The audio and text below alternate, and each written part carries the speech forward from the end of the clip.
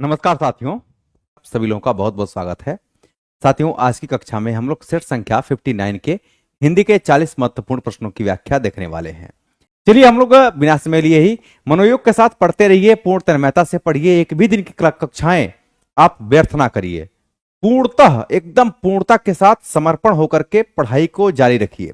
जो साथी जुड़ नहीं पाए हैं या जो किसी कारणवश से कभी कंफ्यूज जाते हैं कि सर क्लासेस हिंदी की कब चलती हैं, कहाँ चलती हैं, तो मैं जितने भी देखने वाले लोग हैं इनसे मैं एक ही बात कहूंगा कि कम से कम आप 2-4 दिन वीडियो को शेयर मार दीजिए, शेयर कर दीजिए, अपने व्हाट्सएप स्टेटस पर भी लगा लीजिए, ताकि आपके जो साथी हैं इधर उधर भटक रहे हैं, वो नहीं जान पा रहे हैं कि कक्षाएं हिंदी की कहाँ चल रही हैं, कम से कम उसके माध्यम से, आप लोगों के माध्यम से वो जान पाएंगे, है ना। तो वो भी जुड़ पाएंगे। इतना जान लेना कि हमेशा दूसरे के कल्याण में अपने कल्याण निहित होते हैं। जब आप दूसरे की अच्छाई समझते हैं तो ईश्वर आपकी अच्छाई को हमेशा बरकरार रखता है। चलिए हम लोग शुरू करते हैं आज की क्लासेस को। और आज की क्लास में आप पहले क्वेश्चंस को देख सकते हैं। पहला क्वेश्चन आपका बहुत ही प्यारा क्वेश्चन है। उम्मीद करता हूं कि आप सभी लोग इस प्रश्न का मुझे सही आंसर देने का प्रयास करेंगे। आपका आंसर देखते हैं कितने लोगों का आता है। क्वेश्चन हम पढ़ लेते हैं। क्वेश्चन कह रहा है कि सिद्धों से संबंधित रामचंद्र शुक्ल के कौन से कथन सही हैं। आपको पता है कि नाथ संप्रदाय से पहले सिद्ध संप्रदाय आया था, और सिद्ध संप्रदाय से ही लगभग 3-4-5 लोग ऐसे हैं जो नाथ और सिद्ध दोनों से संबंध रखते हैं। तो पहली बात तो यह कह रहा है कि वज्रयान में आकर महासुखवाद का प्रवर्तन हुआ। कौन सा कथन ये बोल रहा है कि सही है? ठीक है, तो महासुखवाद का प्रवर्तन हुआ, यह कह रहा है कि वज्रयान में आकर के। साथियों, एक बात ध्यान में रखेंगे कि जो सिद्ध संप्रदाय है यह बौद्ध धर्म की वज्रयान शाखा से निकली हुई है, मतलब उस शाखा से यह मानी जाती है, वज्रयान शाखा से। और आप जानते हैं कि जो सिद्ध संप्रदाय है इसमें गुरु की महत्ता पर बल दिया गया है। पंच मकारों की बात इसमें की गई है ना। जो आपका बौद्ध धर्म का हीनयान शाखा है, जो बातें हीनयान में कही जाती हैं वहां पर पंच मकार, पंच का मतलब होता है 5, और म से शुरू होने वाले जो शब्द हैं जैसे मांस हुआ, मदिरा हुआ, मैथुन हुआ, आपका मछली हुआ, ये सारी चीजें जो हैं पंचमकारों के अंतर्गत आती हैं। और इसमें खुला छूट था सिद्ध संप्रदाय में। सिद्ध इनको क्यों कहा जाता है? सिद्ध इनको इसलिए कहा जाता है, पहली बात तो इनके बारे में जान लेंगे कि पंचमकारों की बात इसमें की गई है। ठीक, इनको सिद्ध क्यों कहा जाता है? क्योंकि यह मंत्रों को सिद्ध करने का कार्य करते थे, मंत्रों को सिद्ध करने का कार्य करते थे। ठीक है, सिद्ध करने की परंपरा यहां पर थी, इसलिए इनको सिद्ध संप्रदाय कहा जाता है। इसके बाद आप देख सकते हैं कि इनका उदय कहां से होता है, तो बौद्ध धर्म की वज्रयान शाखा। कौन सी शाखा है? तो आप कहेंगे वज्रयान शाखा। ठीक है, गुरु की महत्ता पर यहां पर बल दिया गया है, गुरु की महत्ता पर बल दिया गया है ना। इसके बाद आप देख सकते हैं कि जो सिद्ध संप्रदाय है यह भी रूढ़ियों का या ये जो जातिगत परंपराएं हैं इसका यह विरोध करता है। साथियों, ये सारी बातें थी, लेकिन वज्रयान में आकर के महासुखवाद का प्रवर्तन हुआ, यह बात आपका सही नहीं है। आगे कह रहा है कि नाथ पंथ सिद्धों की परंपरा से नहीं निकला है। ऐसा नहीं है, जितने भी नाथ पंथी हैं यह सिद्धों की परंपरा से निकले हुए हैं, क्योंकि जब सिद्धों में पंचमकार की बात की जा रही थी और मंत्रों को सिद्ध करने वाली बात की जा रही थी, इसके बाद हम देखते हैं कि बौद्ध धर्म की वज्रयान शाखा से निकली हुई है। तो बौद्ध धर्म भगवान बुद्ध के बाद यह 2 शाखाओं में बढ़ता है, जिसमें एक हीनयान और दूसरा महायान शाखा में बढ़ जाता है। महायान शाखा जो होती है इसमें मांस मदिरा मैथुन पर रोक लगता है, लेकिन वहीं पर जो हीनयान शाखा है इसमें इसको खुली चीजें दे दी जाती हैं। और यही कारण है कि हीनयान का विकास बौद्ध धर्म में सबसे ज्यादा हुआ, कुरीतियों का विकास बहुत ज्यादा होता है हमारे समाज में, यह बात देखने को मिलता है। तो आप देख सकते हैं कि नाथ पंथ है ना सिद्धों की परंपरा से नहीं निकला है, यह बात बोल रहा है। यह ऐसा नहीं है, यह सिद्धों की परंपरा से ही निकला हुआ है। जब सिद्ध संप्रदाय में यह रूढ़िगत चीजें बहुत ज्यादा विकास में आने लगी, इनका पंचमकार से लेकर के और जितनी बातें हैं मंत्रों को सिद्ध और ये जितने भी आडंबर हैं, जब सिद्धों में बढ़ना शुरू हो गया तो उन्हीं सिद्धों में एक सिद्ध आते हैं जिनका नाम होता है मत्स्येंद्रनाथ। मत्स्येंद्रनाथ सिद्ध संप्रदाय के प्रवर्तक माने जाते हैं।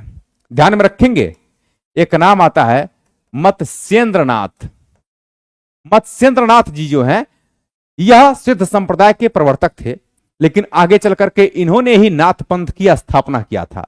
ये क्या किए, फिर आगे चल करके नाथ पंथ की स्थापना करते हैं, नाथ पंथ की स्थापना करते हैं। नाथ संप्रदाय की जब स्थापना होती है तो इनके कुछ अपने नियम होते हैं। इन्होंने हठ योग की बात किया है। किसकी बात किया है? हठ योग की बात किया है। हठ योग, ह का अर्थ होता है सूर्य, ह का अर्थ होता है चंद्रमा, ठ का अर्थ होता है सूर्य, यानी चंद्रमा और सूर्य के शक्तियों का संयोग एक तरह से कह सकते हैं हठ योग। ये विशेष तौर पर होता क्या है, जैसे ईश्वर की प्राप्ति का एक मार्ग होता है, जैसे हम लोग कहते हैं ना कि श्वास का प्रश्वास में हवन और प्रश्वास का श्वास में हवन करना यज्ञ होता है, उसी प्रकार की हठ योग परंपरा होती है। और नाथ संप्रदाय जिद्दी स्वभाव के होते हैं, जितने भी नाथपंथी होते हैं वह जिद्दी होते हैं। आप देखते होंगे कि पहली बात, यह परिवार से भी बहुत ज्यादा ये संबंध नहीं रखते हैं, ठीक है। दूसरी बात, इनको कनफटे योगी भी कहा जाता है। नाथों को क्या कहते हैं हम लोग? कनफटे योगी, क्षमा चाहता हूं, कनकटे योगी, है ना, कनकटे योगी कहते हैं। आपने कभी योगी आदित्यनाथ जी महाराज को देखा होगा, उनके कान यहां पर छेदे हुए हैं, तो कनकटे योगी के नाम से इनको जानते हैं, या कनफटे योगी, कुछ भी कह सकते हैं आप, है ना। तो यह जो है सिद्धों की परंपरा से निकला हुआ है। सिद्धों में जब तमाम कुरीतियां बढ़ने लगी तो वहीं से नाथ संप्रदाय का उदय होता है। और कभी कभी क्वेश्चन आपसे पूछ लेता है कि कौन कौन से लोग ऐसे हैं जो सिद्ध और नाथ दोनों से संबंध रखते हैं। उसमें आपके मत्स्येंद्रनाथ आते हैं, गोरखनाथ भी संबंध रखते हैं। गोरखनाथ नाथ संप्रदाय के प्रवर्तक माने जाते हैं, और गोरखनाथ के समय में नाथों का बहुत ज्यादा विकास हो चुका था। चरपटनाथ, ये भी नाथ और सिद्ध दोनों में गिने जाते हैं। इन बातों को ध्यान में रखना है। अच्छा, मत्स्येंद्रनाथ मूलतः थे कहां के? तो पंजाब के रहने वाले हैं, एक ब्राह्मण है ये, है ना। अब सुनिए ध्यान से, हम कुछ बातों को आपको और बताना चाहते हैं। एक बात और करे कि सिद्धों का साहित्य शुद्ध साहित्य के अंतर्गत नहीं आता, ऐसा नहीं है, यह भी आपका गलत है। इसलिए अच्छा, सिद्धों की बानियां सांकेतिक नहीं है भाई, सिद्धों की बानियां सांकेतिक है, क्योंकि जो सिद्धों की भाषा है, सिद्धों की भाषा क्या हम लोग मानते हैं? सांध भाषा का प्रयोग इन्होंने किया था। सिद्धों ने सांध भाषा का प्रयोग किया था। और सांध भाषा जो होती है, जो सांध भाषा है, ये बेसिकली है क्या चीज? यह एक आध्यात्मिक और सांकेतिक भाषा कही जाती है। विशेष तौर पर ईश्वर की आराधना का एक संकेत भाषा होती है, सांकेतिक भाषा होती है। तो ध्यान में रखेंगे कि सांकेतिक नहीं है, यह बात भी आपका गलत है। तो इसमें सभी गलत हैं, यानी कोई नहीं इसमें से सही होगा, उपयुक्त में से कोई नहीं इस प्रश्न का सही आंसर होगा। अच्छा, अगर हम आपसे पूछ दें कि भाई ये बताना कि सिद्धों का विकास कहां पर हुआ था, तो मेरे साथियों, सिद्धों का जो विकास है, मतलब सिद्धों का विस्तार कर लीजिए, सिद्धों का जो विस्तार है यह आपका बिहार से लेकर के यह असम तक सिद्धों का विस्तार हुआ था। और नाथों का विस्तार पश्चिमी भारत, यानी मूल रूप से हम कह सकते हैं कि जो पंजाब वगैरह वाले क्षेत्र हैं, इधर आपके नाथों का विकास हुआ था।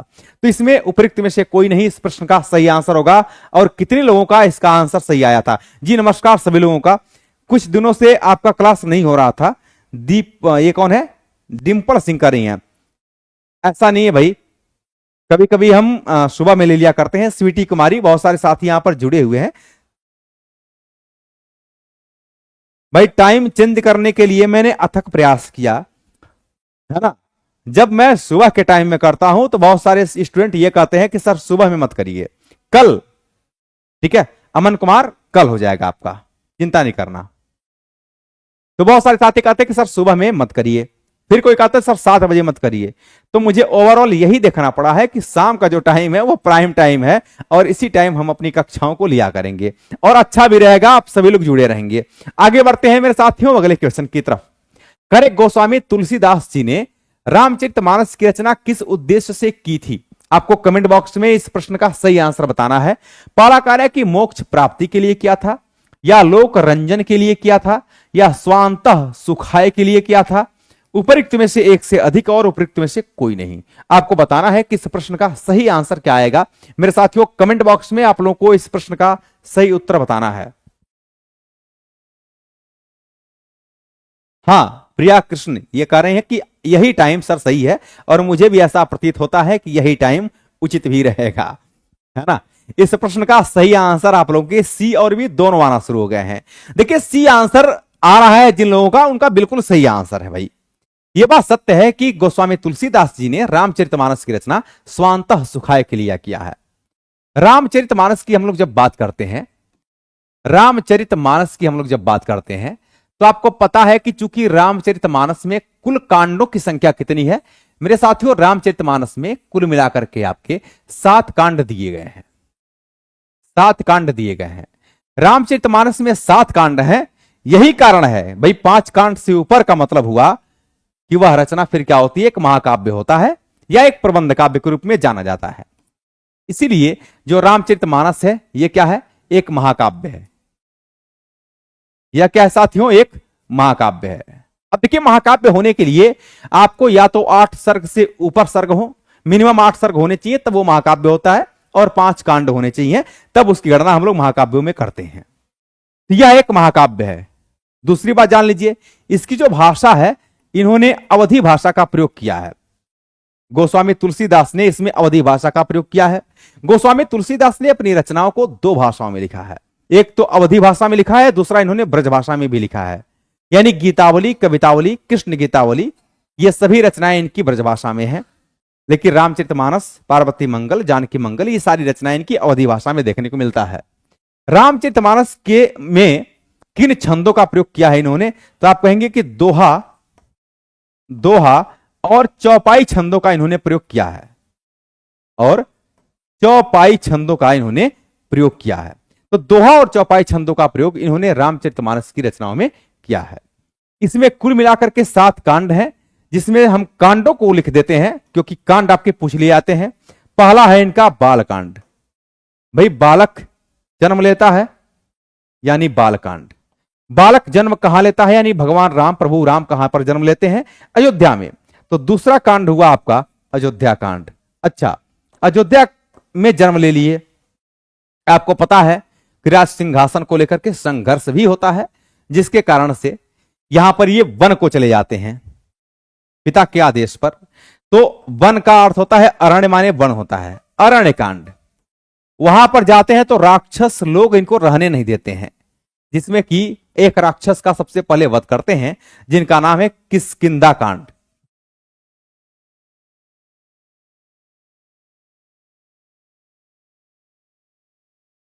किष्किंधा कांड के बाद आता है आपका सुंदर कांड, और सुंदर कांड के बाद साथियों आता है आपका लंका कांड। और लंका कांड में आप जान ही रहे हैं क्या क्या होता है, लंका कांड। और उसके बाद आता है आपका उत्तर कांड। क्या आता है, उत्तर कांड। तो रामचरितमानस का जो पहला कांड है उसको बाल कांड के नाम से जानते हैं, और इसकी अंतिम कांड जो है यह उत्तर कांड के नाम से जानते हैं। गोस्वामी तुलसीदास की ऐसी कुल 4 ऐसी रचनाएं हैं, ध्यान में रखेंगे। गोस्वामी तुलसीदास की 4 ऐसी रचनाएं हैं, 4 रचनाएं ऐसी हैं, 4 रचनाएं ऐसी हैं जिसमें कि 7 कांड हैं, 7 कांड हैं। तो ध्यान में रखेंगे गोस्वामी तुलसीदास की कुल 4 रचनाओं में 7 कांड आपको देखने को मिल जाते हैं। जिन रचनाओं में राम और मंगल शब्द आया है उसमें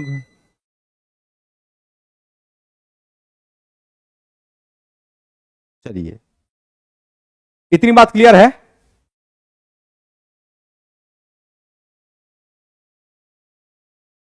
हाँ बिल्कुल, 1574 ईस्वी में एक बात और ध्यान में रखेंगे, 1574 रामचरितमानस की रचना कब होती है, तो आप कहेंगे कि 1574 ईस्वी में रामचरितमानस की रचना होती है। मैं आपको लिख देता हूं, 1574 ईस्वी में रामचरितमानस की रचना होती है, रामचरितमानस की रचना होती है।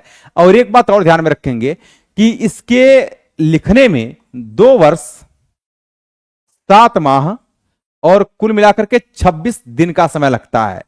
2 years 7 month और 26 days का समय इनको लिखने में लगता है। गोस्वामी तुलसीदास जी जो है वह आपके रहीमदास जी हुए या फिर मीराबाई हुए, इनके समकालीन माने जाते हैं, यानी अकबर के समकालीन भी हैं। आगे बढ़ते साथियों नेक्स्ट क्वेश्चन की तरफ। अगला क्वेश्चन कहे कि गोपियों की वचन वक्रता का मनोहारी चित्रण सूर सागर के किस अंश में मिलता है? तो सूर सागर के भ्रमर गीत में मिलता है, या प्रेम लीला में मिलता है, या दान लीला में मिलता है। उपयुक्त में से एक से अधिक होगा, या उपयुक्त में से कोई नहीं। पहली बात तो ये जान लीजिए कि जो भ्रमर गीत है, भ्रमर गीत 3 लोगों ने लिखा है, इसकी परंपरा को 3 लोगों ने लिखा है, लेकिन भ्रमर गीत परंपरा की शुरुआत सबसे पहले सूरदास ने ही किया है। ठीक है, आप लिख लेंगे इसको, भ्रमर गीत। पहले आंसर बताइए सभी लोग। भ्रमर गीत परंपरा की शुरुआत, परंपरा की शुरुआत सूरदास ने ही किया है। किसने किया है? सूरदास जी ने ही किया है।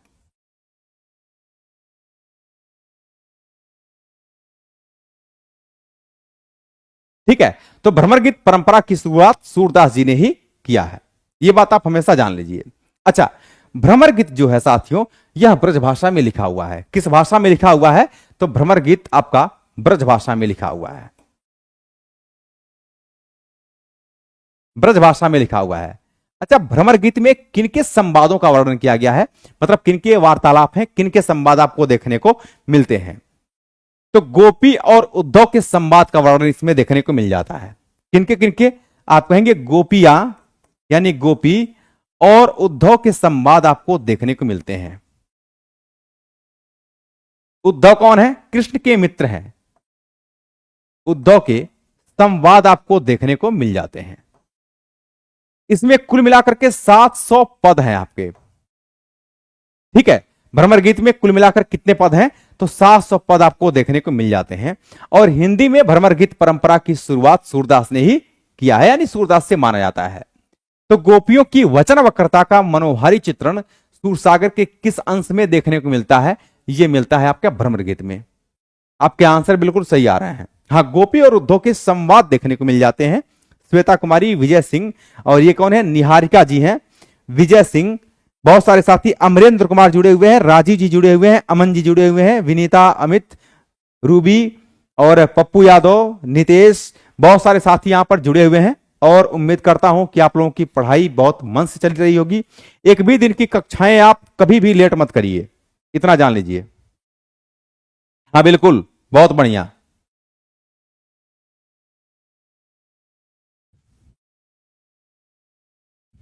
अच्छा, प्रेम लीला, इरशाद कामिल। ठीक है, यह किसकी रचना है? प्रेम लीला इरशाद कामिल जी की है। और दान लीला की बात करते हैं तो दान लीला सुंदरलाल शर्मा जी का है।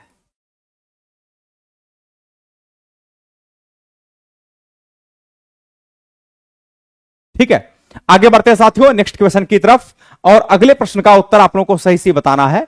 अगला क्वेश्चन का आंसर क्या आएगा? क्वेश्चन इस प्रकार दिया हुआ है कि निराला की राम की शक्ति पूजा, आपको पता है कि जो राम की शक्ति पूजा है, इसका प्रकाशन वर्ष कब है?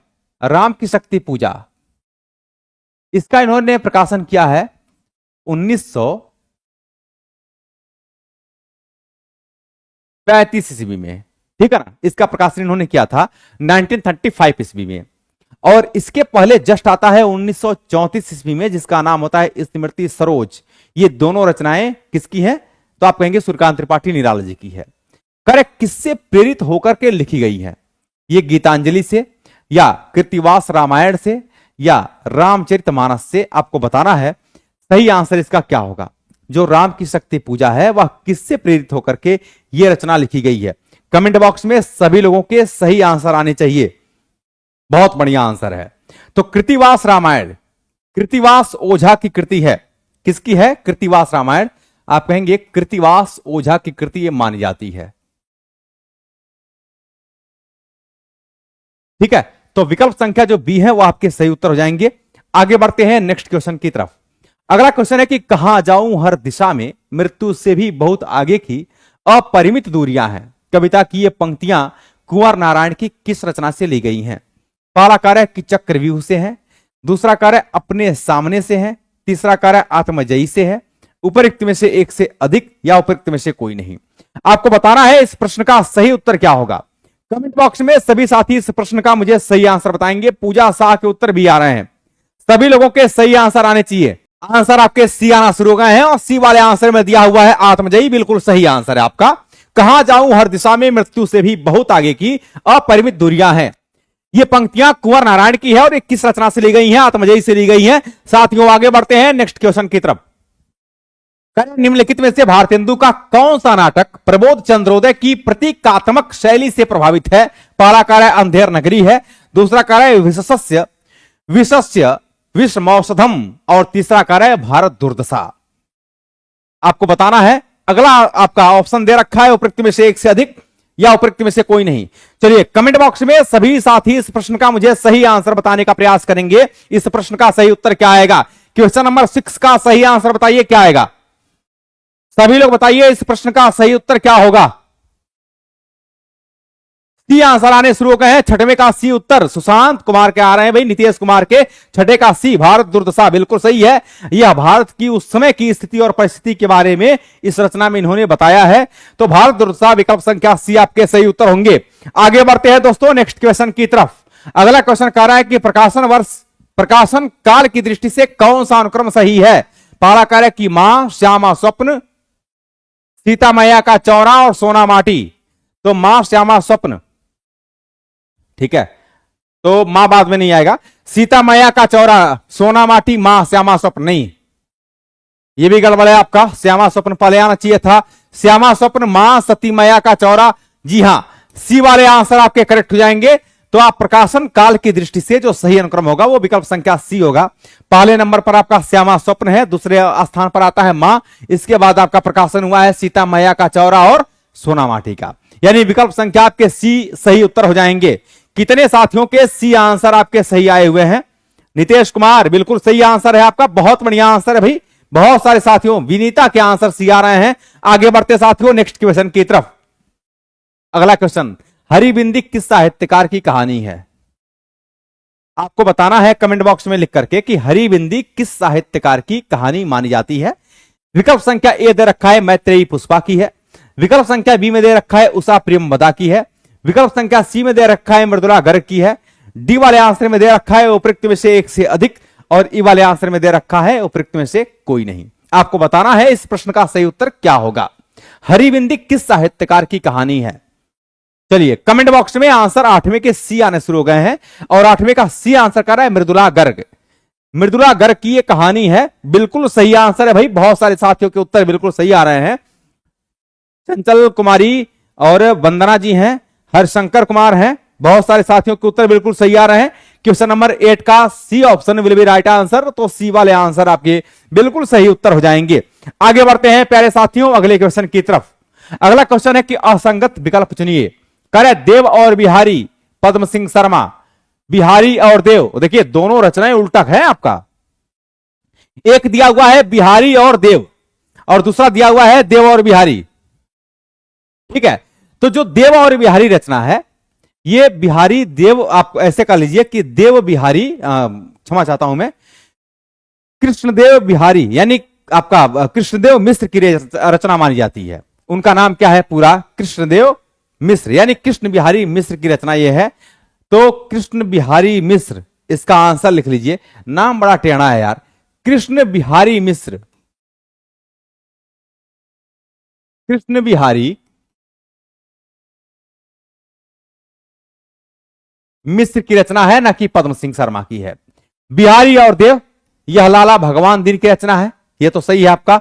और कविवर बिहारी जगन्नाथ रत्नाकर की रचना है, जगन्नाथ दास रत्नाकर की रचना मानी जाती है। तो यहां पर कह रहा है कि असंगत यानी गलत विकल्प को चुनना है। देव और बिहारी यह कृष्ण बिहारी मिश्र की रचना मानी जाती है। पुनः याद कर लीजिएगा ये किसकी रचना है, तो कृष्ण बिहारी मिश्र। इनका नाम मैं बहुत बार भूलता हूं, ऐसे नाम ही बहुत टेढ़ा मुझे लगता है। करे प्रकाशन वर्ष के अनुसार निम्नलिखित संस्मरण कृतियों का सही अनुक्रम क्या है? करे स्मृति कण, लीक अलीक, वन तुलसी की गंध, हम हसमत।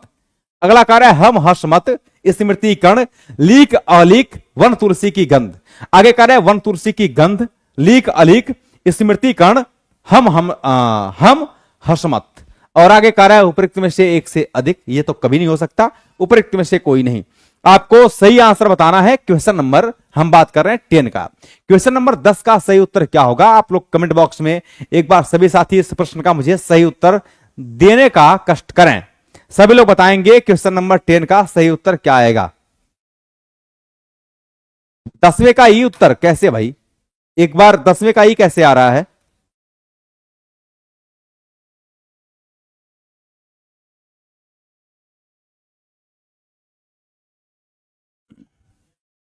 आंसर बताइए सभी लोग। चलिए, तो स्मृति कर्ण लीक अलीक वन तुलसी की गंध और हम हसमत, ये तो नहीं होगा। हम हसमत स्मृति कर्ण लीक अलीक वन तुलसी की गंध, वन तुलसी की गंध लीक अलीक स्मृति कर्ण हम समझ।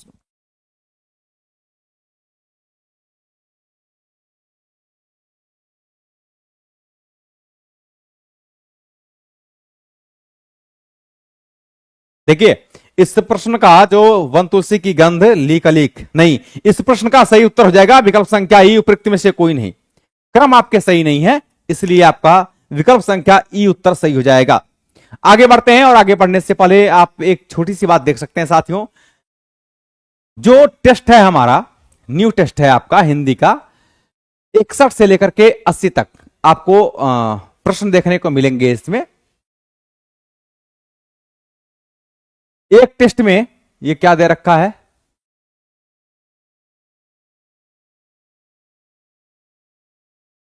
ठीक है, जो 61 सेट से लेकर के 80 सेट तक जो आपको मिलेंगे, इसके लिए आपको मतलब कुल मिलाकर के आपको 20 टेस्ट देखने को मिलेंगे। यह टेस्ट आपका 6 to 8, 9, 10th और 11, 12th के लिए रहेगा। एक सेट में आपके 40 क्वेश्चन रहेंगे। इसकी फी मात्र 999 रुपए है। तो जो लोग इस बैच को ज्वाइन करना चाहते हैं, इस टेस्ट सीरीज को ज्वाइन करना चाहते हैं, वो गूगल प्ले स्टोर पर जाकर के डाउनलोड कर सकते हैं प्लेटफॉर्म बाय नवीन कुमार सिंह एप्लीकेशन को, और वहां से उस टेस्ट को परिचित कर सकते हैं। आगे बढ़ते साथियों नेक्स्ट क्वेश्चन की तरफ।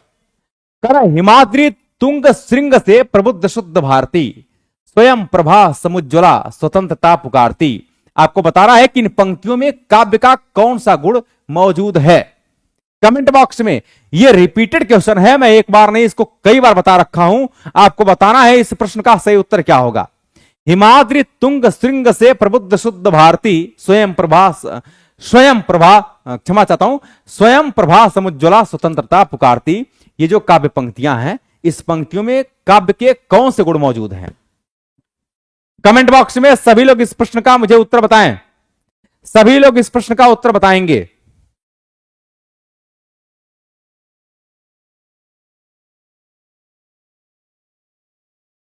बोलिए, आंसर आपके बी आना शुरू हो गया है। आंसर आपके 11वें का बी आना शुरू हो गया है। लोगों के आंसर आ रहे हैं ओज गुण। ओज गुण है ना? ओज गुण कहां कहां पाया जाता है, जरा एक बार बताइए कमेंट बॉक्स में लिख करके कि किन रसों में ओज गुण पाया जाता है। मेरे साथियों, यह बात तो सही है कि माधुरी गुण नहीं होगा, ओज गुण होगा। कह रहा है ना, हिमाद्री तुंग श्रृंग से प्रबुद्ध शुद्ध भारती और स्वयं प्रभा समुज्ज्वला स्वतंत्रता पुकारती। ओज गुण की प्रधानता है, माधुरी गुण नहीं है। माधुरी गुण आपका श्रृंगार रस में पाया जाता है। किसमें? श्रृंगार रस में पाया जाता है। माधुरी गुण आपका वात्सल्य रस में पाया जाता है। वात्सल्य रस में पाया जाता है। माधुरी गुण आपका शांत रस में भी पाया जाता है। किसमें? शांत रस में भी पाया जाता है। वीर रस की ओज गुण की बात करते हैं। ओज गुण वीर रस में पाया जाता है। किसमें?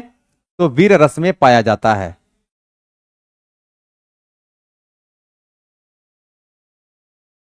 ठीक है, किस रस में पाया जाता है? ओज गुण की प्रधानता किसमें होती है? रौद्र रस में पाया जाता है। भयानक रस में पाया जाता है। इन रसों में ओज गुण की प्रधानता देखने को मिलती है। तो यहां पर ओज गुण हो जाएगा, विकल्प संख्या बी आपके सही उत्तर हो जाएंगे। आगे बढ़ते हैं। अगला क्वेश्चन आपका कह रहा है कि कविता भाव का स्वच्छंद प्रवाह नहीं। एक बार उतार लीजिए इसको भाई, स्क्रीनशॉट ले लीजिए अगर लेना है तो। कोई बात नहीं है, आराम से चलेंगे, आराम से पढ़ेंगे, बेहतर तरीके से पढ़ेंगे, समझते हुए चीजों को पढ़ेंगे। जल्दीबाजी यहां नहीं, जल्दीबाजी करना होगा तो हम लोग अपनी पढ़ाई में करेंगे। लेकिन यहां पर आराम से पढ़ेंगे, चीजों को समझते हुए पढ़ेंगे। आगे आपका है, अगला क्वेश्चन का रहा है कि कविता भाव का स्वच्छंद प्रवाह नहीं, भाव से पलायन है, व्यक्तित्व की अभिव्यक्ति नहीं, उससे मुक्ति का नाम है। यह कथन किस विचारक का है? करेक्ट, क्रोचे का है, इलियट का है, अरस्तु का है, उपरोक्त में से एक से अधिक या उपरोक्त में से कोई नहीं। इस प्रश्न का जो सही उत्तर होगा वो हो जाएगा इलियट, यानी विकल्प संख्या जो बी है वे आपके सही उत्तर हो जाएंगे। रिहाना परवीन जी नमस्कार, सभी लोगों को नमस्कार। भाई आप लोग इतने देर से जुड़ते हैं, मतलब इसके बाद जब जुड़ेंगे तो फिर कहेंगे सर नमस्कार, है ना? ठीक है, चलिए कोई बात नहीं है, आगे बढ़ते हैं हम लोग नेक्स्ट क्वेश्चन की तरफ। अगला क्वेश्चन कह रहा है कि अंबर पनघट में डुबो रही तारा घट उषा नगरी, ये क्षमा चाहता हूं, नागरी में कौन सा अलंकार है? अंबर पनघट, अंबर का मतलब होता है आकाश, पनघट। अब देखिए, रूपक अलंकार और उपमा में एक अंतर होता है। उपमा में क्या होता है कि किसी के रूप की किसी के रूप से तुलना की जाती है। जैसे मान लीजिए हमने ये कहा आपसे कि मुख चंद्रमा के समान सुंदर है और मुख चंद्र सा सुंदर है, तो मुख को सीधे चंद्र मान लेना, यानी किसी चीज को किसी चीज का रूप ही मान लेना। और जब किसी चीज को किसी चीज का रूप कह दिया जाता है तो वहां पर रूपक होता है। कोई कह रहा है सर ये स्टेट रिजल्ट कार्ड,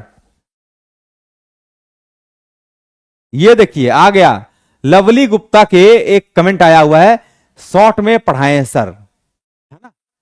शॉर्ट में पढ़ाएं भाई, यहां पर शॉर्ट में लवली जी ये आपकी टीआरई की क्लास है ना?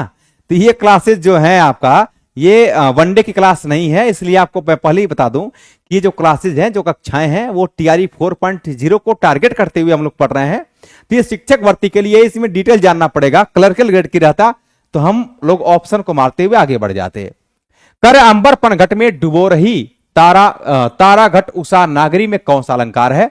अंबर रूपी पनघट में डुबो रही, अंबर रूपी पनघट में यह कह रहा है कि तारा घट उषा नगरी, उषा नागरी, नागरी का मतलब होता है नगर में रहने वाली अर्थात स्त्री, ठीक है? तो उषा रूपी स्त्री यह तारा रूपी घट में डुबो रही। अब रूपी शब्द का प्रयोग आया है, किसी को कोई चीज मान लिया गया है तो रूपक अलंकार हो जाएगा। वक्रोक्ति में क्या होता है? इसका जब हम लोग तोड़ते हैं तो होता है आपका वक्रधन उक्ति। क्या होता है? वक्रधन उक्ति। ऐसे कथन जो आपके टेढ़े होते हैं, जिन कथनों को हम लोग टेढ़ा समझते हैं, टेढ़ा बोला जाता है, इसको हम लोग कहते हैं वक्रोक्ति। इसमें विशेष तौर पर दो वक्रोक्ति होती है, एक श्लेष होती है और दूसरा काकु वक्रोक्ति होती है। अब देखिए इनके भी अर्थ छिपे होते हैं, एक ही शब्द के कई अर्थ होते हैं। श्लेष में जैसे मान लीजिए कि एक बार की घटना है, भगवान श्री कृष्ण जो है राधा के द्वार पर जाते हैं और राधा से कहते हैं कि दरवाजा खटखटाते हैं खोलने के लिए।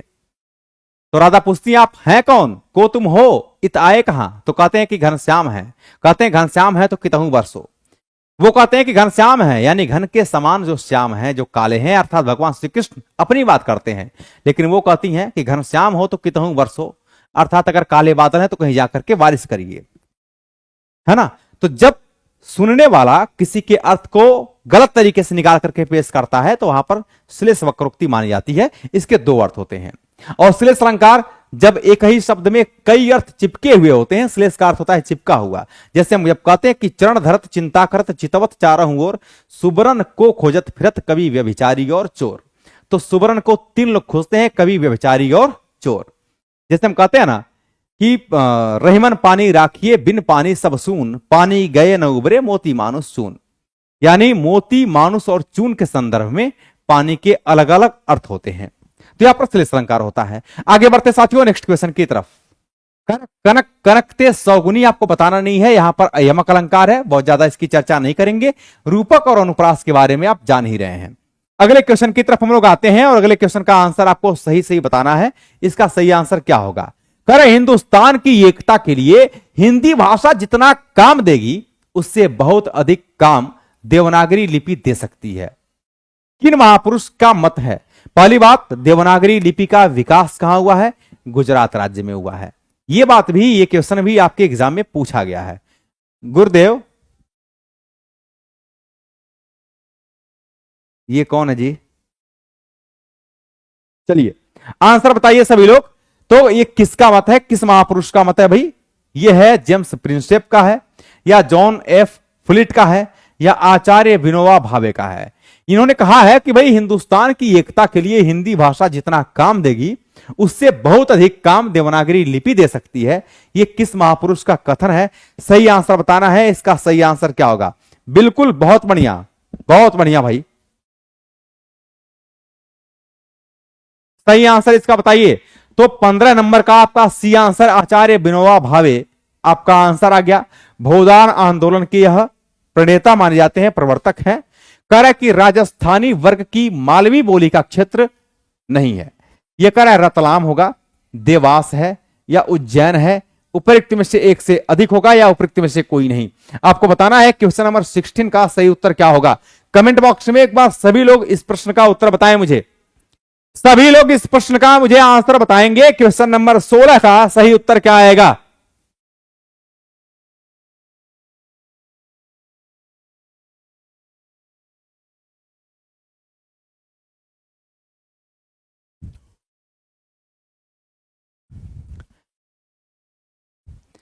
सोलह के उत्तर आना शुरू गया। रतलाम जी नहीं, राजस्थान वर्ग की मालवी बोली का क्षेत्र नहीं है। ये भी है, ये भी है और ये भी है। इसलिए आंसर इसका होगा उपयुक्त में से कोई नहीं। क्या हो जाएगा? उपरयुक्त में से कोई नहीं, अर्थात विकल्प संख्या ई इसके सही उत्तर हो जाएंगे। आगे बढ़ते हैं नेक्स्ट क्वेश्चन की तरफ। अगला क्वेश्चन कह रहा है आपका कि कौन सी भाषा मध्यकालीन आर्य भाषा नहीं है। यानी मध्यकालीन आर्य भाषा का मतलब क्या हुआ कि कौन सी भाषा एक तरह से प्राकृत भाषा के अंतर्गत नहीं आती, यानी प्राकृत भाषा नहीं है।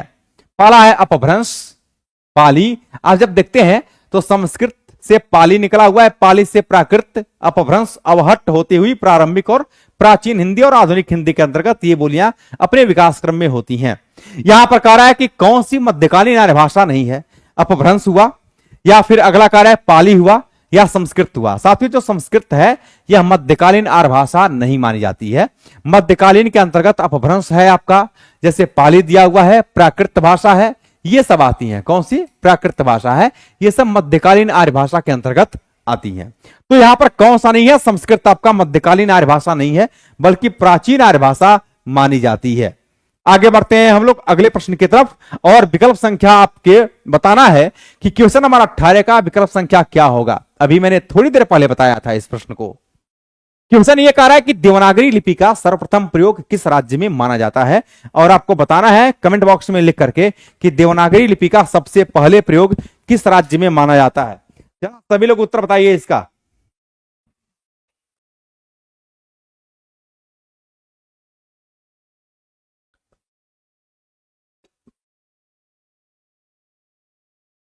देखो किसी का आंसर आया हुआ है, नहीं गलत आया है, महाराष्ट्र लिखकर भेजा है ना इन्होंने, महाराष्ट्र नहीं होगा। क्वेश्चन ये कह रहा है आपका कि यहां पर देवनागरी लिपि का सर्वप्रथम प्रयोग किस राज्य में हुआ है। अभी मैंने थोड़ी देर पहले यहां पर बताया था आपको, कहां गया जी?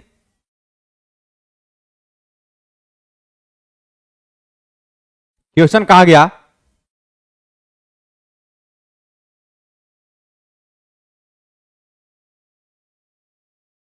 ये कहीं चला गया क्वेश्चन, छोड़ो इसको, जाने दो।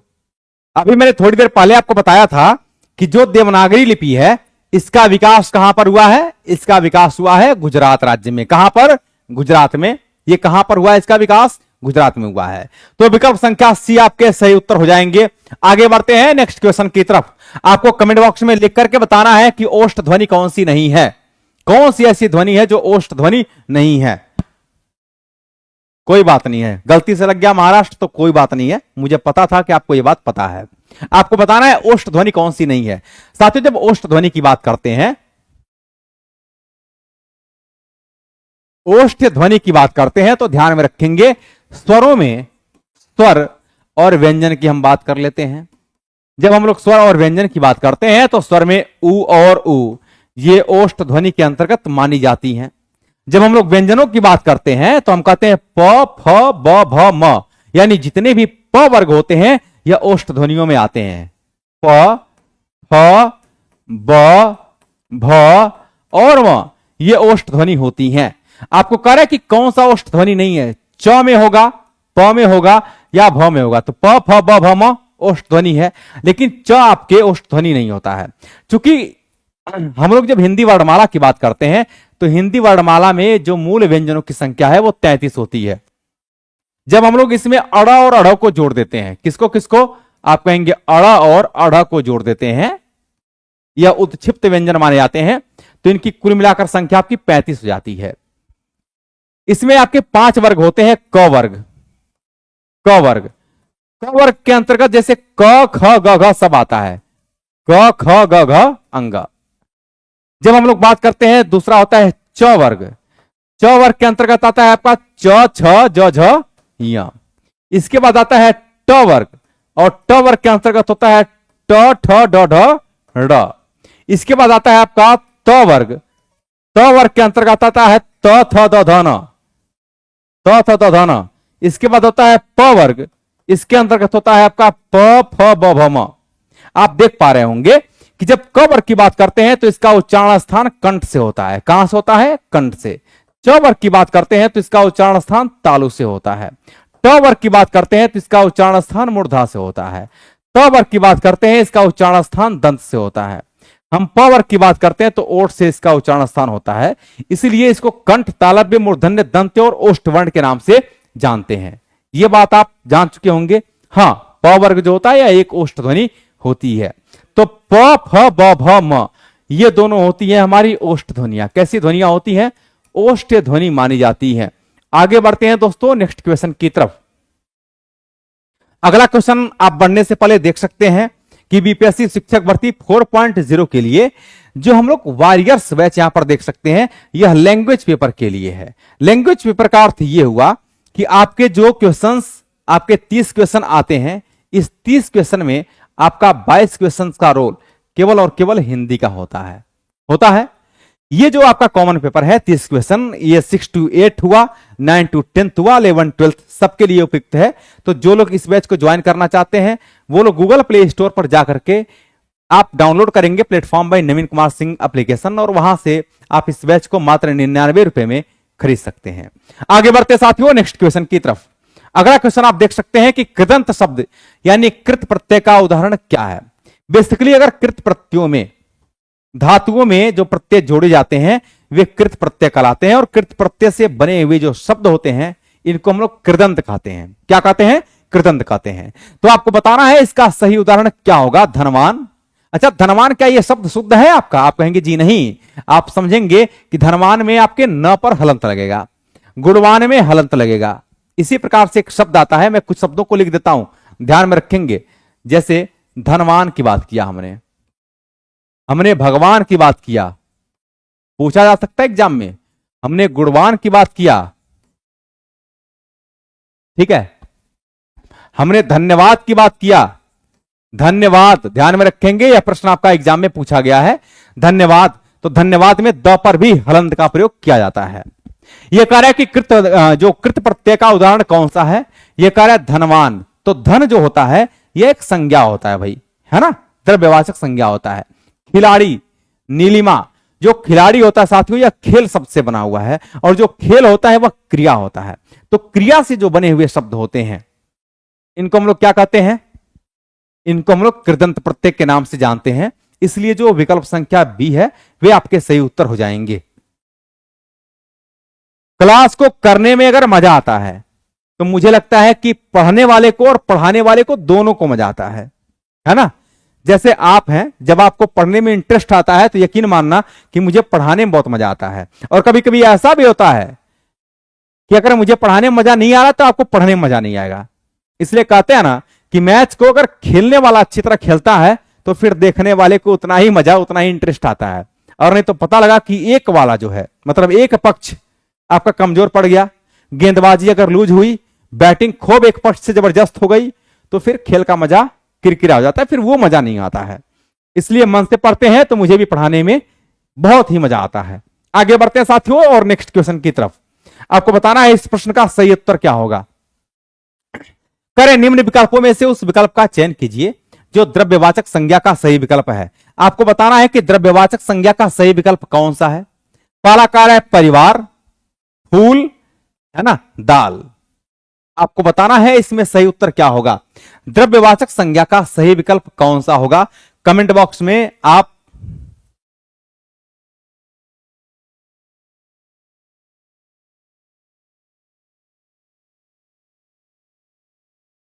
चलिए। बिल्कुल लगना चाहिए पढ़ने में अच्छा, पढ़ने में मजा तभी आता है जब आप तन्मयता से पढ़ रहे होते हैं। और यकीन मानना कि अगर पढ़ने में मजा आता है ना, तो फिर आपको टाइम का पता नहीं चलता है।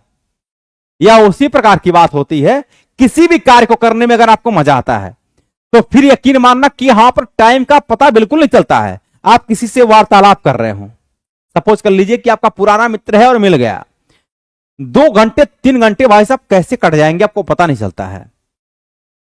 आप मूवी देखने के लिए जाते हैं, सोचिए 3 घंटे की मूवी है, अगर 3 घंटे आप बैठ करके पढ़ लीजिए तो शायद आपका दिमाग काम करना उसके बाद बंद कर देगा।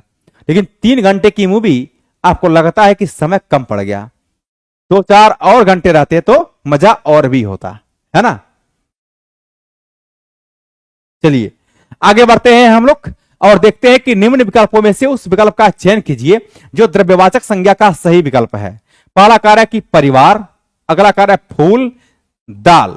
तो आप बताइए कि द्रव्यवाचक संज्ञा का क्या यह विकल्प हो सकता है? जी नहीं। परिवार जो होता है साथियों, यह एक समूहवाचक संज्ञा है। कैसी संज्ञा है? तो आप कहेंगे कि यह समूहवाचक संज्ञा होती है। फूल कैसी संज्ञा है? आप फूल की जब बात करते हैं तो यह एक जातिवाचक संज्ञा होती है। कैसी संज्ञा है? आप कहेंगे कि सर यह एक जातिवाचक संज्ञा है। अच्छा, जातिवाचक क्यों है? क्योंकि विभिन्न प्रकार के फूल होते हैं, कमल का फूल होता है, गेंदा का फूल होता है, गुड़हल का फूल होता है, चमेली का फूल होता है, चंपा का फूल होता है। मतलब फूलों के अलग अलग प्रकार होते हैं, तो अलग अलग प्रकार हैं, यानी फूल जो होता है यह एक जातिवाचक संज्ञा होता है। दाल की जब बात करते हैं तो जो दाल होता है साथियों, यह द्रव्य की बात करता है और द्रव्यवाचक संज्ञा, इसीलिए इसको माना जाता है। आगे बढ़ते हैं नेक्स्ट क्वेश्चन की तरफ। अगला क्वेश्चन देखिए क्या कह रहा है। अगला क्वेश्चन कह रहा है कि निम्नलिखित में से किस शब्द में उपसर्ग का प्रयोग नहीं हुआ है। आपको बताना है कि उपसर्ग का प्रयोग किसमें नहीं हुआ है। पहला कार्य भरपूर, भरसक, है ना, और भरतार। आपको बताना है इस प्रश्न में। अच्छा, डी वाला कार्य उपयुक्त में से एक से अधिक या उपयुक्त में से कोई नहीं। तो क्वेश्चन नंबर 22 का सभी लोग आंसर बताइए। हाँ बिल्कुल, फूल जो होता है, जो परिवार होता है यह समूहवाचक संज्ञा है और जो फूल होता है यह जातिवाचक संज्ञा है। चलिए आप देख सकते हैं कि भरपूर, ये मतलब जैसे कहते हैं ना कि पूरा शब्द होता है, इसमें भरपूर मतलब होता है एकदम पूरी तरह से। तो भरपूर भर उपसर्ग का प्रयोग किया गया है, भर उपसर्ग का प्रयोग यहां भी किया गया है। लेकिन भरतार में भर उपसर्ग नहीं है, भरतार आपका मूल शब्द ही हो गया, है ना। तो विकल्प संख्या जो सी होगा वह सही उत्तर हो जाएगा। आगे बढ़ते हैं और आप लोगों के आंसर बिल्कुल सही आए हैं। अगले क्वेश्चन की तरफ हम लोग आगे बढ़ते हैं, अपना रुख करते हैं। और अगला क्वेश्चन आप देख सकते हैं यहां पर कह रहा है कि अतीव शब्द में निम्नलिखित में से कौन सा उपसर्ग है। पहली बात तो ये जान लीजिएगा कि जो उपसर्ग और प्रत्यय होते हैं, जो आपके उपसर्ग और प्रत्यय होते हैं, ये आपके मूल शब्द में लगते हैं। किस में लगते हैं? तो आप कहेंगे कि मूल शब्द में ही लगते हैं। जैसे मान लीजिए कि मूल शब्द के पहले अगर कोई उपसर्ग लगा हुआ है, कोई आपका उसका लगा हुआ है, तो उसे हम लोग उपसर्ग कहेंगे। और मूल शब्दों के अंत में हमेशा प्रत्यय का प्रयोग किया जाता है। यह कार्य है कि अतीव में अतिधन ईव होता है। क्या होता है? अतिधन ईव बराबर क्या होता है? अतीव होता है। अब जरा मुझे एक बात बताना कि यहां पर कौन सा उपसर्ग होगा। ईव जो होता है यह मूल शब्द हो गया, और अति या उपसर्ग का प्रयोग होता है तो अति होगा, अपि होगा या अति होगा। यहां पर विकल्प संख्या आपके सी सही होंगे, क्योंकि यहां पर अति आपके सही उत्तर हो जाएंगे।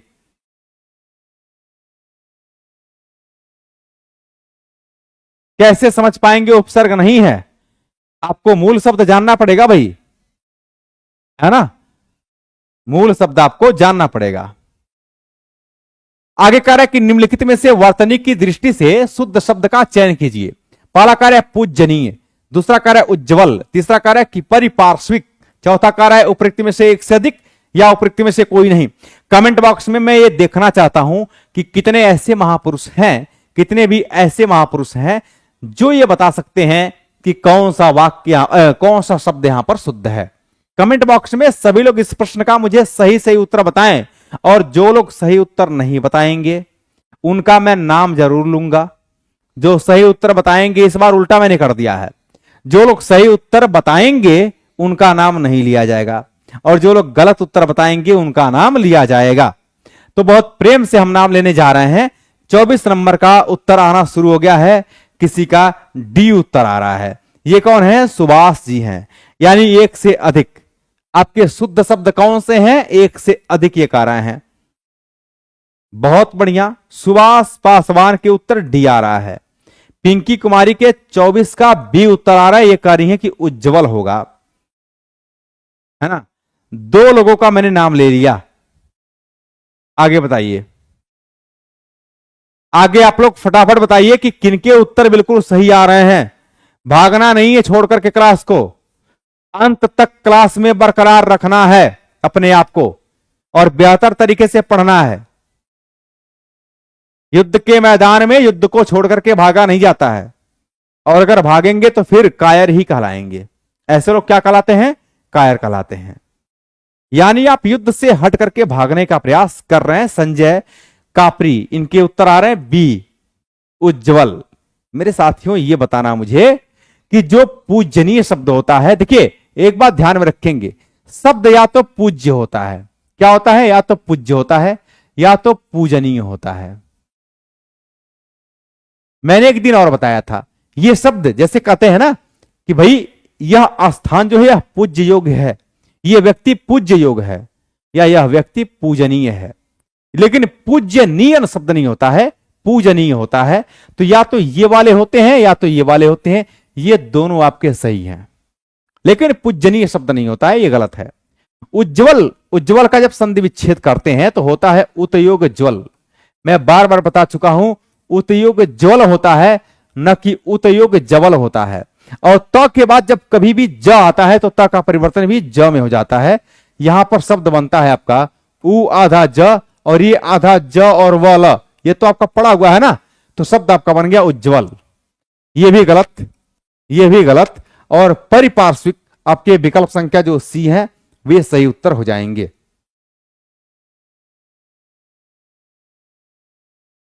चलिए, क्लियर है? तो कितने लोगों ने इस प्रश्न को गलत किया था? क्वेश्चन नंबर हम लोग बात करते हैं 25 की। निम्न वाक्य में से उद्देश्य विधेय है। कह रहे कल हमारे विद्यालय के बच्चों ने नाटक देखा, है ना। कल हमारे विद्यालय के बच्चों ने नाटक देखा। कह रहे उद्देश्य और विधेय की आपको पहचान करना है कि कौन सा उद्देश्य होगा और कौन सा विधेय होगा। कमेंट बॉक्स में इस प्रश्न का सही उत्तर बताना है।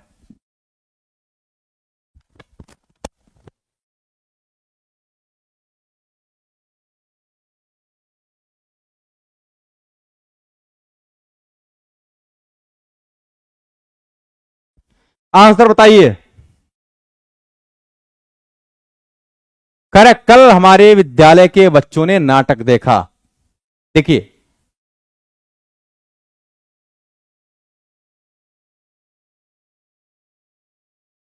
हमारे विद्यालय के बच्चों ने नाटक देखा। कल हमारे विद्यालय के, एक मिनट रुक जाना,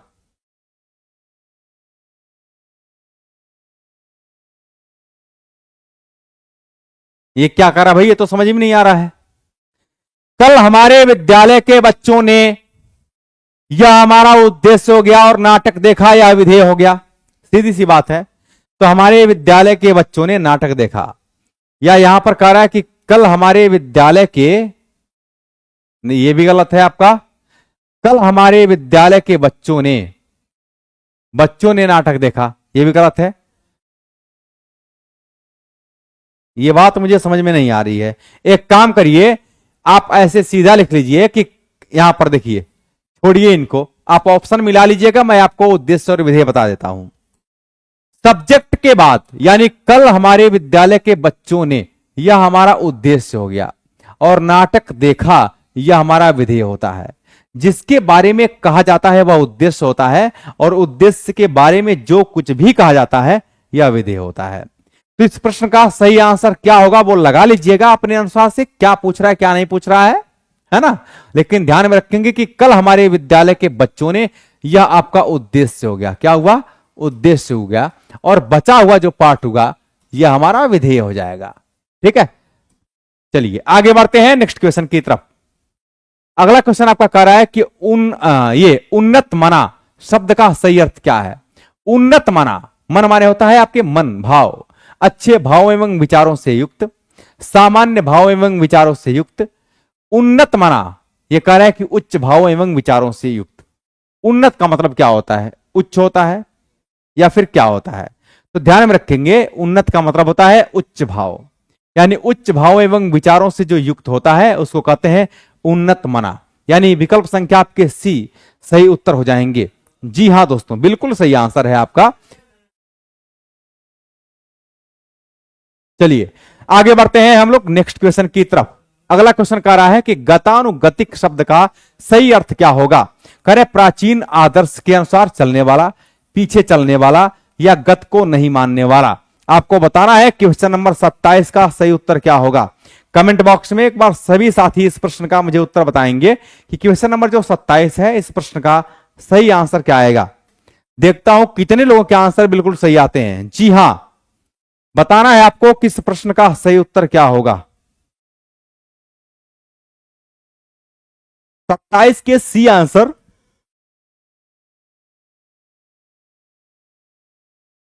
27 के सी और ए उत्तर आ रहा है। कोई कार्य की गत को नहीं मानने वाला। गतानुगतिक का अर्थ होता है प्राचीन आदर्श के अनुसार जो चलने वाला होता है, इसको कहते हैं गतानुगतिक। क्या बोलेंगे? गतानुगतिक।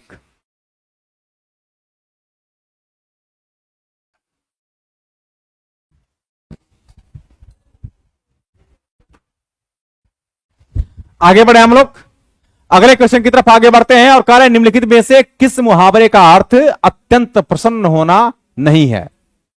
अब आपको देखना है, कह रहे अत्यंत प्रसन्न होना नहीं है, जिसमें कि विकल्प संख्या ए दे रखा है बाग बाग होना, विकल्प संख्या बी दे रखा है पेट फूलना, और फुरकर कुप्पा होना। आपको आंसर बताना है।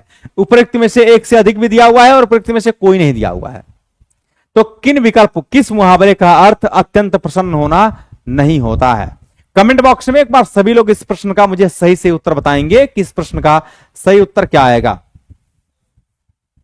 ठीक है, 28 के आपके बी उत्तर आना शुरू हो गया है। बहुत सारे साथियों के 28 के बी उत्तर आ रहे हैं, और 28 का बी उत्तर पेट फूलना ये नहीं होगा, है ना, ये नहीं होगा। बाकी आपके ए वाला जो आंसर दे रखा है बाग बाग होना, अत्यंत प्रसन्न हो जाना, और फूल कर कुप्पा होना, अत्यंत प्रसन्न होना, ये दोनों विकल्प आपके सही हो जाएंगे। कह रहे निम्नलिखित में से कौन गलत सुमेलित है। आपको बताना है कि गलत सुमेलित कौन सा है। कह रहे अंगूठे पर मारना, परवाह न करना। बी कह रहा है कान काटना यानी मात देना। सी कह रहा है नजर पर चढ़ना यानी आंख बचाना। ठीक है, नजर पर चढ़ना का अर्थ आंख बचाना नहीं होता है। ठीक है, नजर पर चढ़ने का मतलब होता है कि अब वह व्यक्ति हमारे नजर पर है, बहुत उसको हम केयर कर रहे हैं मारने के लिए, ये बात होता है। इसको कहते हैं हम लोग नजर पर चढ़ना। चलिए क्वेश्चन नंबर हम लोग 30 की तरफ आगे बढ़ते हैं। 30 नंबर कह रहा है कि निम्नलिखित में से क्या विज्ञापन का प्रमुख कार्य नहीं है। अब विज्ञापन से संबंधित चीजें जो है वो हिंदी से तो संबंधित नहीं है, लेकिन फिर भी हम देख लेते हैं कि इसका सही उत्तर क्या होगा। कह रहे ग्राहकों को वस्तुएं खरीदने हेतु प्रेरित करना, नकली वस्तुओं को का प्रचलन करना। तो यार देखिए, नकली वस्तुओं का प्रचलन करना यह विज्ञापन का कार्य नहीं होता है। ये तो आप भाई सटीक तरीके से लोग कर रहे होते हैं, आपका जो धांधली वगैरह होता है, तो ये विज्ञापन का कार्य नहीं है। विकल्प संख्या बी ही आपके सही उत्तर हो जाएंगे। आगे बढ़ते हैं नेक्स्ट क्वेश्चन की तरफ। अगला क्वेश्चन देखिए क्या कह रहा है। कह रहे सूची 1 को सूची सेकंड से सुमिलित कीजिए, और सूचियों के दिए गए कूट का सही उत्तर का चयन करना है आपको। यहां पर सूची 1 कविता दिया हुआ है, इसके रचनाकार दिया हुआ है। जूही की कली, जूही की कली किसकी है? सूर्यकांत त्रिपाठी निराला की है। नौका विहार, नौका विहार सुमित्रा नंदन पंत जी का है। नदी के द्वीप अज्ञे डॉक्टर सच्चिदानंद हीरानंद वात्स्यायन अज्ञे। पुष्प की अभिलाषा माखनलाल चतुर्वेदी जी की है। तो जूही की कली यह ए का चौथा हो जाएगा। ए का कौन सा होगा भाई? ए का चौथा हो जाएगा। बी की बात करते हैं नौका विहार, यह आपका निराला क्या हो जाएगा? आ गया जी। नौका विहार सुमित्रा नंदन पंत का होगा। सी नदी के द्वीप अज्ञेय का होगा। और पुष्प की अभिलाषा दूसरा माखनलाल चतुर्वेदी का हो जाएगा। यानी 4-3-1-2 4-3-1-2 विकल्प संख्या ए में दे रखा है, इसलिए विकल्प संख्या जो ए है वे आपके सही उत्तर भी हो जाएंगे। क्लियर है इतनी बातें? आगे बढ़ते हैं साथियों नेक्स्ट क्वेश्चन की तरफ। अगला क्वेश्चन कह रहा है कि चंद्रगुप्त नाटक में दृश्यों की कुल संख्या कितनी है। कमेंट बॉक्स में एक बार सभी लोग इस प्रश्न का मुझे उत्तर बताएंगे कि चंद्रगुप्त नाटक जो है इसमें दृश्यों की कुल संख्या कितनी है।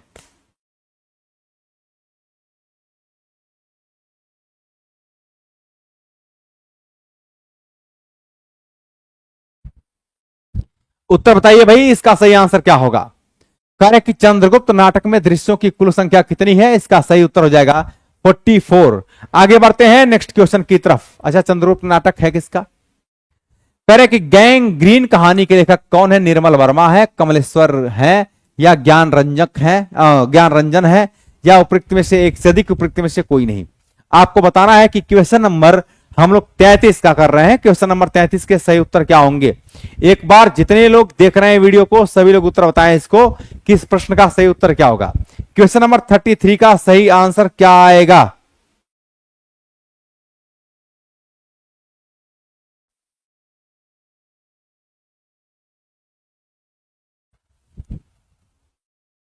जो गैंग ग्रीन कहानी है इसका लेखक कौन है? निर्मल वर्मा। तो निर्मल वर्मा तो आपके हैं नहीं, ठीक है।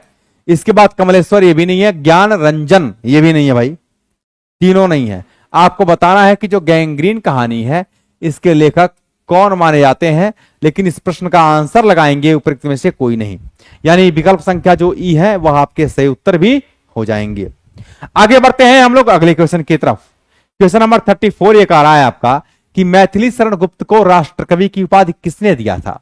साथियों, मैथिली शरण गुप्त की एक रचना है जिसका नाम है भारत भारती। क्या नाम है? भारत भारती। भारत भारती का जो प्रकाशन हुआ था इसके आधार पर, इसके प्रकाशन के आधार पर जब महात्मा गांधी ने इस रचना को पढ़ा तो बहुत प्रसन्न होते हैं और इन्होंने ही 1912 ईस्वी को, कब?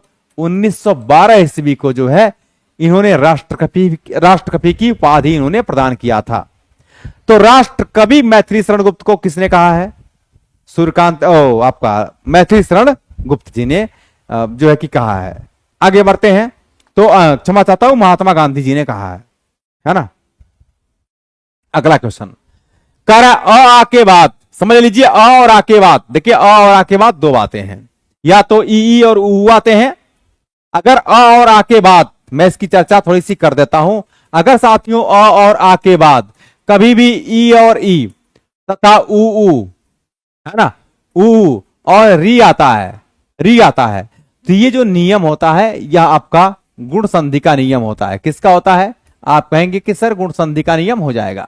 लेकिन अगर कभी भी अ और आ के पश्चात इनका योग ए ओ से हो जाए, ओ से होता है, तो आपको पता है कि अ आ का योग जब ए से होता है या ओ से होता है तो ये नियम आपका वृद्धि संधि का होता है। किसका होता है? तो आप कहेंगे कि वृद्धि संधि का ये नियम होता है। ऑप्शन नंबर आपके सी सही उत्तर हो जाएंगे। दीर्घ तो कभी हो नहीं सकता, दीर्घ संधि तो कभी हो नहीं सकता, इसलिए इस प्रश्न का जो सही आंसर होगा वो क्या हो जाएगा? वृद्धि संधि हो जाएगा। आगे बढ़ते हैं हम लोग नेक्स्ट क्वेश्चन की तरफ।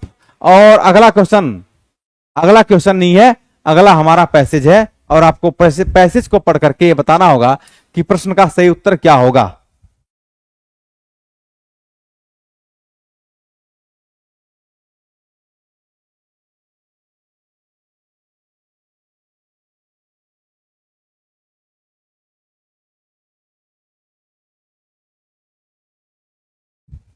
चलिए आगे बढ़ते हैं।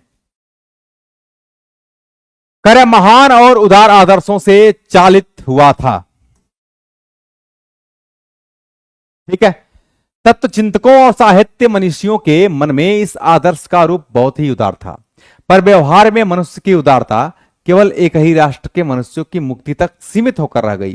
धीरे धीरे राष्ट्रीयता नामक देवी का जन्म हुआ। यह एक हद तक प्रगतिशील विचारों को ही उपज थी। हमारे देश में भी नए जीवन साहित्य के स्पर्श से नवीन जीवन आदर्श जाग पड़े। मानवतावाद भी आया, दलितों, अधःपतितों और उपेक्षितों के प्रति सहानुभूति का भाव भी आया और साथ ही साथ राष्ट्रीयता भी आई। पश्चिमी देशों में राष्ट्रीय भावना के बहुत प्रचार ने एक राष्ट्र के भीतर सुविधा भोगी और सुविधा के जुटाने वाले दो वर्गों के व्यवधान को बढ़ाने में सहायता पहुंचाई। जिन लोगों के पास संपत्ति है और जिनके पास संपत्ति नहीं है, उनका अंतर भयंकर होता गया। एक तरफ तो विषमता बढ़ती गई और दूसरी तरफ राष्ट्रीयता की देवी युवावस्था की देहली पर पहुंचकर ऐसी ईर्ष्याल रमणी साबित हुई जो सारे परिवार को ही ले डूबती हैं। इन विकृत विचारों ने ठाए ठाए दो महायुद्धों को भूपृष्ठ पर उतार दिया। इस प्रकार मनुष्यता की महिमा भी विकृत रूप में भयंकर हो उठी। चलिए आगे बढ़ते हैं, इनके हम लोग क्वेश्चन को सॉल्व करते हैं कि इसका सही आंसर क्या होगा। आज का पैसेज तो सर कुछ समझ ही नहीं आया था। अच्छा मैं देखता हूं। कहे कि मानवता के उदय का प्रेरणा स्रोत क्या था? मानवता को शोषण और बंधन से मुक्त करना, मानवता को अंतर्राष्ट्रीय स्तर पर एकजुट करना, मानव के लिए सुख सुविधाएं जुटाना। देखिए मानवता का जो उदय है इसका प्रेरणा स्रोत क्या था? तो मानवता के उदय की जब हम लोग बात करते हैं, कह रहे हैं कि व्यवहार में मनुष्य की उदारता केवल एक राष्ट्र के मनुष्यों तक ही सीमित न रह गई, धीरे धीरे राष्ट्रीयता नामक देवी का जन्म हुआ। यह एक हद तक प्रगतिशील विचारों की उपस्थिति हमारे देश में भी जीवन साहित्य के स्पर्श से नवीन जीवन आदर्श जाग पड़े। मानवतावाद भी आया, दलितों, अधःपतितों और उपेक्षितों के प्रति सहानुभूति का भाव भी आया और साथ ही साथ राष्ट्रीयता भी आई। पश्चिमी देशों में राष्ट्रीय भावना के बहुत प्रचार ने एक राष्ट्र के भीतर सुविधा भोगी और सुविधा के जुटा। ठीक है, यहां पर सही आंसर क्या होगा? मानवता के शोषण और बंधन से मुक्त करना, मानवता को अंतरराष्ट्रीय स्तर पर एकजुट करना और मानवता के लिए सुख सुविधाएं जुटाना। ए और सी दोनों होगा, यानी उपरोक्त में से एक से अधिक इस प्रश्न का उत्तर हो जाएगा। आगे बढ़ते साथियों नेक्स्ट क्वेश्चन की तरफ। एक बार चेक कर लीजिए इसको, यह आंसर आपके सही है। चलिए आगे बढ़ते हैं, नेक्स्ट क्वेश्चन को हम लोग देखते हैं। कह रहे राष्ट्रीयता का जन्म कैसे हुआ? कह रहे जब आधुनिक युग में देश राष्ट्र का रूप लेने लगे तब हुआ राष्ट्रीयता का जन्म। ऐसा नहीं है। जब उदार मानववाद एक राष्ट्र की परिधि में सीमित हो गया, जब मानवता के स्थान पर राष्ट्रीयता बढ़ गई। नहीं, जब उदार मानववाद एक राष्ट्र की परिधि में सीमित हो गया तो इससे आपके राष्ट्रीयता का क्या होता है? जन्म होता है। चलिए आगे बढ़ते हैं दोस्तों नेक्स्ट क्वेश्चन की तरफ। अगला क्वेश्चन आपका कह रहा है कि मनुष्यता की महिमा किन कारणों से विकृत हो उठी? पहला कार्य है संकुचित राष्ट्रीय भावना और परिणामतः महायुद्ध, राष्ट्रों की अतिशय महत्वाकांक्षाएं, मानव मूल्यों का ह्रास और राष्ट्रों का विघटन। तो यहां पर सही उत्तर हो जाएंगे आपके उपरोक्त में से एक से अधिक, है ना। इसके सही आंसर क्या होंगे? उपरोक्त में से एक से अधिक। विकल्प संख्या आपके सी, क्षमा चाहता हूं, विकल्प संख्या जो डी है वे आपके सही उत्तर हो जाएंगे।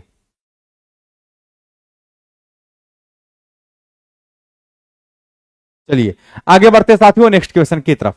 लेकिन उससे पहले आप लोग देख सकते हैं कि बीपीएससी शिक्षक भर्ती 4.0 के लिए जो हमारे नए बैच अभी शुरू हुए हैं, इसकी टाइमिंग है रखी गई है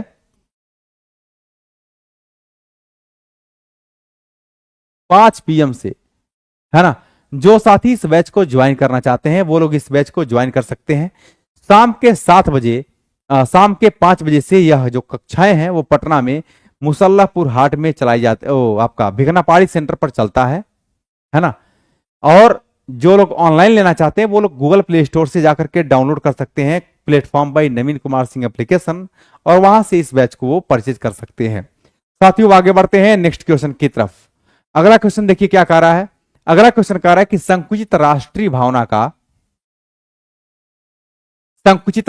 भावना का दुष्परिणाम क्या निकला? कह रहे कि आंतरिक कलह के कारण कई राष्ट्रों में बंटवारा, राष्ट्रों में परंपरा श्रेष्ठता की होड़ लग गई, राष्ट्रीयता ने मानवतावाद यानी मानवता की भावना को कुचल दिया। तो जो विकल्प संख्या सी में दे रखा है कि राष्ट्रीयता ने मानवता की भावना को कुचल दिया, ये आपके विकल्प सही होंगे, क्योंकि संकुचित राष्ट्रीय भावना का दुष्परिणाम क्या निकला, इसका विकल्प संख्या सी आपके सही उत्तर हो जाएंगे। और हम लोग आगे बढ़ते हैं और अब हम लोग 40 नंबर क्वेश्चन यानी आज की क्लास का अंतिम क्वेश्चन हम लोग करते हैं। इस प्रश्न का सही उत्तर क्या होगा?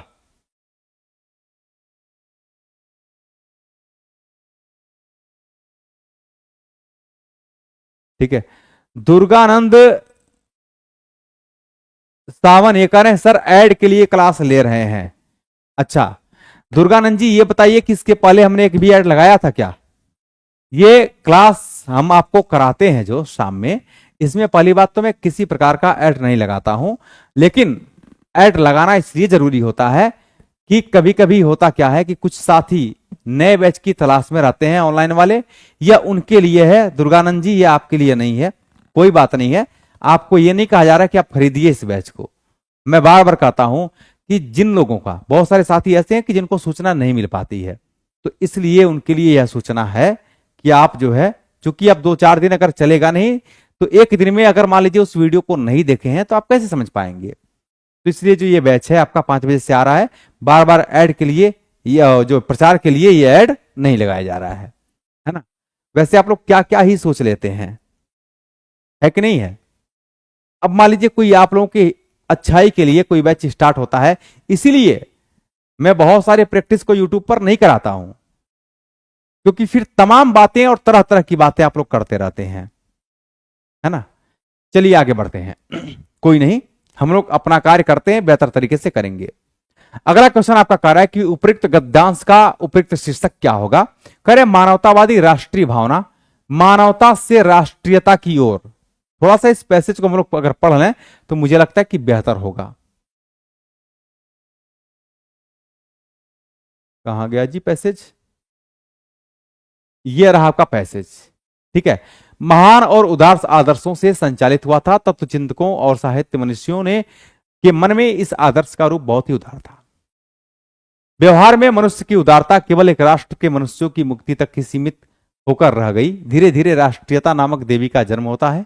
यह एक हद तक प्रगतिशील विचारों की ही उपस्थिति। अच्छा ठीक है, तो यहां पर जो इसका सही उत्तर होगा भाई, इस प्रश्न का सही उत्तर होगा वो हो जाएगा मानवता से राष्ट्रीयता की ओर, है ना।